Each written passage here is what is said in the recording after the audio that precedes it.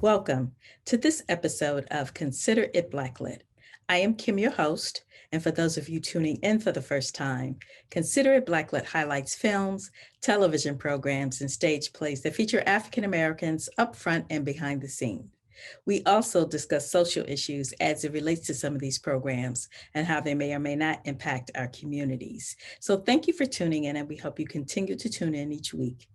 Today, it is my pleasure to highlight the new OWN series, Delilah. It was created by Craig Wright, and it is executive produced by Oprah Winfrey. It highlights an African-American attorney who is juggling her own business and her family and all the struggles and challenges that come with it. Let's take a look at the trailer. What advice do you have for a young Black lawyer? If you're doing it for the money, do it for the money. For me, it's all and only about the people. D, I know you. Leah Davis is a magnet for trouble. Promise you won't take her case. I'm putting quotes on case. You are so bad. Leah, you want to tell me what's going on? I tried to do the right thing at work. Got myself into a mess of trouble. I need your help. D, we've made it 20 years without going up against each other in court. Let's not do it now. You and me are gonna pop that bottle. We won't talk about the case, and it'll be like old times. They're watching me. Delilah, I'm gonna have the resources of the largest firm in Charlotte, and all you're gonna have is Leah Davis. I might have the truth. So how's the big case? It's getting bigger all the time. She wants things escalated. She wants a mess. D, I know that you're upset about what happened. Believe me, I am too. But we can't fall apart over this. Today, I have invited a very special guest to discuss this series. She is the author of a series of romance novels. We go way back to Howard University, and she is my sorority sister, Crystal Echols. Welcome, Crystal. Thank you, Kim. Thanks for having me. Yes. So before we start talking about Delilah, let's give the audience a little bit of your background. I had you come on because you are actually an author, but tell our audience a little bit about yourself. Sure. I am, as Kim mentioned, we are sorority sisters. We go way back. Attending Howard, and the Howard experience was sort of a very formative time for me. I live in Ohio. I'm a college professor. I teach English and creative writing, and I'm also a author. I've written 7 romance novels that feature African-American characters. And it was very important to me as a reader of romance novels. I've been reading them for as long as I can remember, and had never, when I was young, had never read any that had African-American characters. And that just seemed fundamentally flawed to me. So I wanted to write the kind of stories that I enjoy reading. And it's been a journey, and it's been a lot of fun to be able to create these stories that put Black love out in the world. Yes, and they are phenomenal stories. We'll give you information on that later on in the show. But since we have a storyteller on here, what better way to discuss a series about Black women than a Black author? So tell me, what did you think about the main character, Delilah? I could really empathize with Delilah. She's single parenting. She's taken on her I think the first episode was called All Things to All People, and she was really doing that, and that can really weigh on us. She, between her family and her practice and the new cases that came into her office, she really had a lot of balls in the air. She seemed to be managing them well, but I think that may be a plot point as the story develops, but it just seems that the more that you put on, you know, the old saying, if you want something done, give it to a busy woman. And she was really embodying that, just completely living that. She's taking care of her children and their issues, and her brother and his issues, and her practice and what's going on there. And it was just, I was impressed with her for her passion What did you think about her relationship with her best friend Mara and the fact that they are both on different sides of her case? So when I saw the preview before I started watching, and I thought that the best friend was going to be a very manipulative character, and I was concerned about that. But it turns out I didn't see her that way after I'd actually watched it. I thought their relationship was honest and true, and it's good to have a girlfriend that you can laugh with and that supports you. And they clearly have been very supportive of each other. There was a scene where they were at the Delilah's daughter's concert, and best friend was right there with her camera phone, taping it all, had sent flowers to the daughter. I mean, clearly it was a real friendship, which I think sets up a very real conflict with this case that they're about to deal with. So, Crystal, tell me what you thought about her relationship with her ex-husband. I thought it was pretty typical. She's pushing to get child support from him. What was your take on that? Well, I agree. I think it is pretty typical or stereotypical, as the case may be, in that he didn't seem to be very reliable. And they had an argument where she said she put him out because he cheated on her multiple times, which seems to be sort of the stereotypical relationship that we see in the media a lot. But he did seem to want to try and be there for the children. He came through with that violin, $5,000 worth of violin, but he wouldn't pay $200 worth of child support. So yeah, I felt her pain right there. Absolutely. Yeah. I'm curious to see where they're going to take the relationship between Delilah and the private investigator. Like, they weren't really clear based on the episodes I've seen so far. They weren't really clear what role he really played. I mean, she calls him for work, but then in one episode, he was there for dinner. Now, I've seen 4 episodes. I don't know if you've gotten that far. In the first 2. Oh, okay, okay. Well, let me not give it away then. So I'm curious to see how that develops, because I do believe there's more of a story there. Definitely. And I thought, based on the 2 that I saw, her love interest was going to be her best friend's boyfriend's best friend. Jamal, I think his name was. Yeah. I thought they were going there with that. Well, they seem to be setting that up, but then, you never know. Maybe Delilah is like dipping here, dipping there. We don't know. We just have to wait and see. Get it where you can, right? Time for that kind of relationship, the kinds of things she's juggling around. Right. Maybe she knows how to compartmentalize, get what she needs when she needs it, and keeps it moving. How do you think the audience will connect with Delilah and her relationship with her children? She has a moody teenager. She has a son who is coming home late. She doesn't know what he's doing. And then she's also dealing with her nephew. How do you think the audience will connect with her, dealing with those particular situations?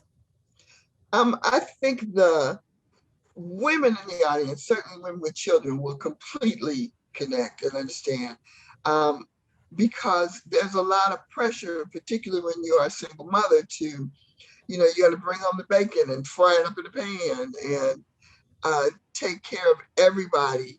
And when your kids get to be teenagers, you expect that they're going to pitch in and do their part and help a little bit. I'm not sure that she's going to get that, particularly from a moody daughter teenager. Having had a moody daughter teenager, I remember that vividly.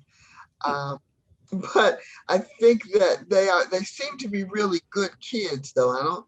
I don't have a sense yet that any of them are into anything that's going to be nefarious, but that can turn on a dime. It could definitely turn on a dime. I like that they show that even though her daughter is moody, she does have a passion, the violin. I still have one eyebrow raised about that son, though, who's coming in late. So we have to figure out why he feels compelled to just be out in the streets. Let's talk about the dynamics in Myra's workplace, Delilah's best friend with the white coworkers, and it seems like they're dangling this carrot in front of her to get at Delilah. Tell us your take on that. those dynamics. You're exactly right. I think she said that she'd been there for 12 years, and this seems to be her big chance to make partner, which is something that is important to her. But I do think that they are using her and counting on her relationship with Delilah to make this case go away. Sort of dangling that carrot and offering her this thing she really wants, but at what cost? And sort of the vehicle that's driving this is that other friend of theirs from college, the Leah character, who is she a good girl? Is she a bad girl? Is she a victim, or is she a perpetrator? That's a very interesting triangle of Black women they've created there. Yeah, definitely. I think Leah had some little dirt in her background, though. Even if she's good now, she's done some bad things. Well, clearly motivated by the money. I'm not in this to blow whistles or save the world. I just want to get paid. Exactly. So let's talk about Delilah's relationship with her father. I don't know if you saw that episode, but she has a lot of anger towards her father. I'm sure they're going to reveal what all that's about, but I just kind of thought it was over the top a little bit. Did you see that? Yes. Well, the second episode that I saw, he was there that was the first time she had interacted with her father, and he was there at the rehab center when she went to see her brother, and she really did have what I thought was an outsized reaction to him. And she asked about a female, I don't remember the name, but it wasn't House Mom, it was, House Betty doing or whatever. So I think there's might be something there. Maybe it's somebody that displaced her mother, I don't know. But yeah, I felt like she never called him dad, she called him Colonel Connolly or Sergeant Connolly, whatever his title was. And very, very angry, very distant from him. And when she left that scene, her father and her brother both sort of reflected on and talked about, well, I see nothing's changed, or she's still where she was. And so there's clearly something going on there. Mm-hmm. They give us a lot to want to come back and see it. That's definite. Let's talk about the Jill Marie Jones character, Mara. She was actually on Girlfriends. Did you used to watch Girlfriends? Sure. Yeah. How do you compare her performance in this show versus how she was in Girlfriends? Well, I think she's clearly matured as an actress. I think that she brings a lot more nuance to this character than the Girlfriend's character. But again, the Girlfriend's character was, she had her lane that she was to stay in. Each of those girlfriends had a very distinct personality, and they played that personality. I'm not faulting her as an actress for that at all, but I think this performance is a lot more nuanced, and I have a sense that she really is trying to figure a way out that would allow her to preserve the friendship and get what she wants. I do think, though, going forward, if she's not able to, if she comes to a crossroad and she has to choose her friend over her partnership, I'm not sure which way she's gonna go. Yeah. I think I can see that character going either direction. And I think maybe that's testament to the performance so far, that she is making her a complex character. Yeah. So what did you think about the Demetria character? That was the new hire that Delilah had. She was straight out of law school. She was unconventional. Yes, she was bold and brash and super confident.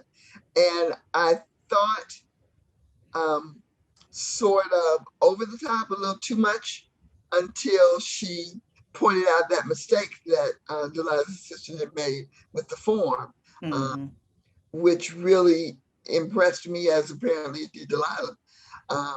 So I was very impressed with her. And she mentioned that she'd gone to Howard, which is, sort of shorthand for I am serious. I am the real deal. I am well educated and well trained. And I think that's what it's sort of like when you hear somebody went to Harvard, you're immediately sort of impressed. Howard does that for us. Mhm. And just that mention made you look at her in a different way. In a different way. It definitely. One thing that I liked about at first when I saw her character, I thought she was extra. But when I, thought more about it, I was like, this is a good example of you can't judge a book by its cover. Like we come in all kind of styles, shades, shapes, or whatever, but we are still very, very intelligent, So I like the fact that in this particular show, they do have that character in there and they are showing how intelligent and smart she is. So I kind of like that aspect of it. She came in and sort of took charge. She was very, and had done her homework. When she was talking to Delilah, she knew what she was talking about the case that inspired her to go to law school, about Delilah's career, about the paperwork that was incorrect. I mean, she could back up that sort of extra with Yeah. Mm-hmm. Yeah. And we went to Howard. We had all kinds there. Low key, extra, so we could definitely identify with that. So what do you think this show does for the image of Black women? Well, I like that there are many different portraits of Black women. There are, Delilah and Mara represent sort of professional, legal, opposite sides of that. Delilah is very much for the people, and Mara seems to be very much for the career and the status. Neither are right or wrong, but they're different. I like the Demetria character versus the assistant who's already there. Harper, I think her name is. Mm-hmm. They present a different sort of package. The Leah character is a whole different thing. I mean, there aren't any caricatures that it's just this one representation. I think representation matters. And so often you'll get the sassy best friend or the magical Negro that's going to save everybody or the petulant teenager, but that's the only one you get. So to be in a show or have a show that presents sort of all of them and doesn't make fun of or disparage any of them, I think is a beautiful thing. Mm-hmm. And I just like seeing our people on the screen. Absolutely. And I love so much how well it's filmed, how well it's lit, and the wardrobe and the settings. I mean, I think it really shows our people in a way that we experience it, but maybe everybody else doesn't. Exactly. And I love those pantsuits that Mara has on when she goes into the office. I'm the pantsuit queen. So I was like, okay. I'm feeling you. So what storyline would you like to see developed a little more that may have been underplayed originally in the first couple of episodes that you saw? So I am much more interested, I probably shouldn't be because it's not the point of the show, but I am much more interested in Delilah's family relationships than I am in this case. I do want to see what happens. I think there's clearly something going on there that if this company is potentially willing to kill to keep it secret. But I'm much more interested in what happens with her son and what's the deal between her and her father and what's going on with her brother's wife who won't take her child back. And who that was wild. That was that was incredible to me. And who is that man who says he's a friend to both of them that's clearly at the mother's house, protecting her in his t-shirt? What? So I want to know about that. I want to see how that develops. I'm much more interested in that, I think, than I am the case. But I like a little intrigue too, so let's see where that goes. Yeah, I would like to see Harper's backstory because they alluded to it being an original case, but somehow she ended up working with Delilah. So there's something there, and they had made reference to, do you think Demetria recognized me? So it's definitely something there. So I'm curious about that. I'm also curious about Demetria.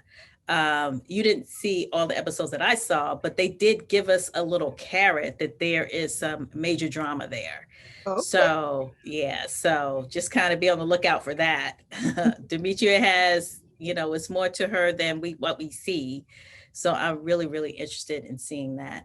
And again, I want to know the private investigator's backstory. It could be because he's good looking. I don't know, but It's you good. know, yeah. So I'm like, okay, he's in the kitchen. Well, the episode I saw, he was in the kitchen cooking with the kids. I was like, okay, what's up with that? Well, I can't wait to see that episode. So I will be glued to my TV. Yeah. But I think they have all the ingredients for a really good show. The creator is also the creator of Greenleaf. I don't know if you knew that. Greenleaf. I did not know that. Yeah, he's also the creator of Greenleaf. And he also worked on some other hit shows. I don't know if you remember the show on HBO called 6 Feet Under. I do. Yeah, so he has a lot of experience, you know, um, with successful shows. However, he is a white man, and I think, I had an opportunity to interview him before, and the question was posed to him, how do you feel about portraying stories about, different demographics than who you are? And basically his response was, listen, Oprah Winfrey is his boss, and he makes sure that he has a diverse staff. He has many Black women in his writer's room, and they have the input. He just guides the way, but he lets them tell the story. And I thought that was very important for him to make sure that if you're telling our stories, you have us included in the storytelling. Absolutely. Yeah. I'm glad to hear there are a lot of Black women writers on there. It felt like it was coming from that place. So I'm glad to hear that. Right. And it was one particular, this was so small. And I think it may have been one of the episodes that you saw when Demetria came in, and she came in for an interview, and Delilah said, just walk. And she looked down because she had on her heels. I can't tell you how many situations I've been in, walking in somewhere trying to be cute, and then find I have to walk somewhere else. I don't know if it's a Black woman thing, but that was definitely a woman thing. And that had me falling out laughing. Yeah. So let's get back to your books. Tell us about your romance novel series. You have what, 7 of them? I've written 7. And the first book I wrote, Dark Embrace, was the first one. And it was set at Howard. The characters met at Howard. They spent the heroine became a performer, and she performed at homecoming in Crampton Auditorium. It was the classic kind of write what you know and pay homage to what you know. And I really didn't have, I was not an English major, I majored in communication. My graduate degree is in English, but I didn't really have a lot of creative writing training. I really just wanted to see if I could write the kind of story that I enjoy reading. So I just started writing it. I didn't have the first story. I didn't have any expectations that it would really get published. I just wanted to see if I could do it from the beginning to the end. And I guess about midway through, I signed up for a adult night school class on creative writing. And we were sharing our stories and getting critiques. And the instructor for that class, after the class was over, he picked about 6 of the students from the class that he felt like had projects that had some promise. And he put us together in a writer's group. And we kept going and kept critiquing. And I was the only Black person in the writers group. And there was a woman in that group that had read about this new company that was starting out to put out stories about romances about African Americans. She said, you should send them your stuff.